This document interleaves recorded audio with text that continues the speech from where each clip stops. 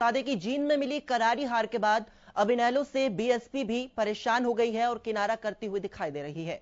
BSP supremo Mayawati ने गठबंधन टूटने की भविष्यवाणी तक कर दी। उन्होंने ये कह दिया कि मौजूदा राजनीतिक हालात को देखते हुए बहुजन समाजवादी पार्टी अब आगे इनेलो के साथ चलने की स्थिति में नहीं है। वहीं बीएसपी के हरियाणा प्रभारी मेघराज ने भी गठबंधन की गांठ को खोलने के संकेत दिए हैं।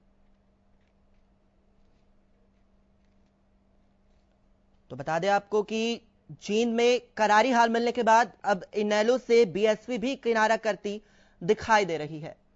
बीएसपी सुप्रीमो मायावती ने गठबंधन टूटने की भविष्यवाणी कर दी। उन्होंने ये कहा कि मौजूदा राजनीतिक हालात को देखते हुए बहुजन समाजवादी पार्टी अब आगे इनेलो के साथ चलने की स्थिति में नहीं है।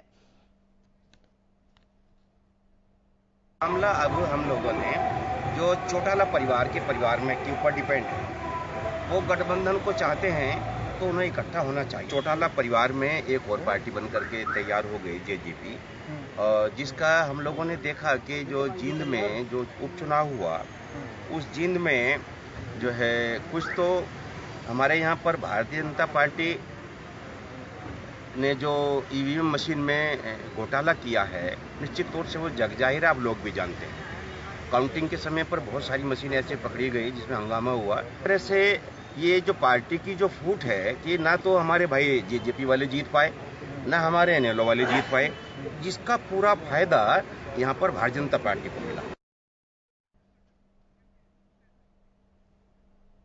तो वहीं खबर पर ज्यादा जानकारी के साथ हमारे सहयोगी हर्षवर्धन फोन लाइन पर जुड़ गए हैं। हर्षवर्धन, ये बताइए कि जिस तरीके से लगातार यहां पर गठबंधन टूटने की खबरें सामने आ रही हैं और मायावती ने भी यहां पर भविष्यवाणी कर दी है कि जिस तरीके के राजनीतिक हालात हैं आगे गठबंधन ये चलने की स्थिति में नहीं है, क्या कुछ जानकारी है इसको लेकर? जी देखिए, बिल्कुल आपको बता दें कि जिस तरीके से हरियाणा, पंजाब और चंडीगढ़ के जो प्रभारी थे मेघराज, आज उन्होंने गठबंधन टूटने के संकेत दे डाले, क्योंकि उनका साफ तौर पर यह कहना है कि अब जो गेंद है वो चौटाला परिवार के पाले में। अगर परिवार इकट्ठा नहीं हुआ तो मायावती गठबंधन को लेकर कोई भी बड़ा फैसला ले सकती हैं, क्योंकि मायावती पहले ही चौटाला परिवार की फूट को लेकर अपनी प्रतिक्रिया भी दे चुकी हैं।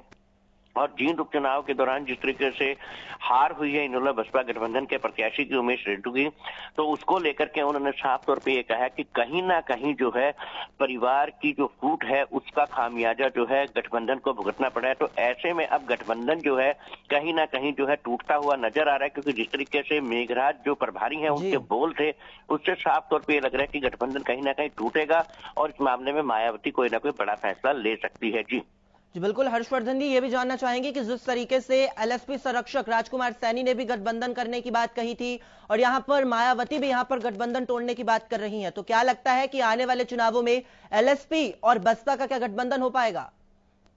देखिए, बिल्कुल आपको बता दें कि आने वाले चुनाव के अंदर जिस तरीके से है बसपा का और लोकतंत्र सुरक्षा पार्टी का गठबंधन जरूर हो सकता है। वहीं कहीं जिस तरीके से आप पार्टी ने जो है जेजेपी को समर्थन दिया था, उसको लेकर के जेजेपी और आप पार्टी के जो नेता है वो भी काफी उत्साहित है। इस मामले को लेकर केजरीवाल भी जो है अभी 1 या 2 दिन के बाद जो है गोहाना के अंदर रैली भी करने जा रहे हैं। हो सकता है उसके अंदर ये स्थिति भी स्पष्ट हो जाए। और लोकतंत्र सुरक्षा पार्टी के जो सुप्रीमो है राजकुमार सैनी, उनका साफ तौर पर कहना है कि भाजपा के जो नेता है वो कहीं ना कहीं उनकी कथनी और करनी में अंतर है, इसलिए उन्होंने नई पार्टी का भी गठन कर डाला और अपना प्रत्याशी भी चुनाव मैदान में उतारा। हालांकि जब भी उनसे बातचीत की गई है कि आपको क्यों नहीं पार्टी से निकाला जाता, तो उनका साफ तौर पे एक ही कहना होता है कि पार्टी में इतना दम ही नहीं है कि वो उन्हें निकाल सके। लेकिन फिलहाल इनेलो बसपा गठबंधन की बात की जाए तो वो कहीं ना कहीं अब टूटता हुआ नजर जरूर आ रहा है। जी बहुत बहुत शुक्रिया हर्षवर्धन जी इस तमाम जानकारी के लिए और हमारे साथ जुड़ने के लिए। तो बता दें आपको कि जींद में मिली करारी हार के बाद इनेलो और बसपा के बीच अब गठबंधन टूटने की खबरें सामने आ रही थी और इसी को लेकर बीएसपी सुप्रीमो मायावती ने भी गठबंधन टूटने की भविष्यवाणी की है। उन्होंने कहा कि मौजूदा राजनीतिक हालात को देखते हुए बसपा आगे इनेलो के साथ चलने की स्थिति में नहीं है।